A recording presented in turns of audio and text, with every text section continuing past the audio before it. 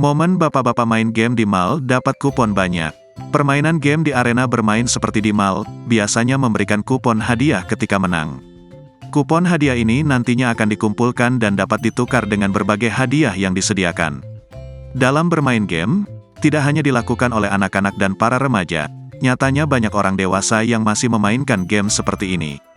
Terlihat dalam video yang diunggah oleh akun TikTok Shalalalwa, seorang bapak-bapak yang tengah bermain game dan menang. Bermain sebuah game di mall menggunakan berbagai alat bermain, tentu tidak mudah.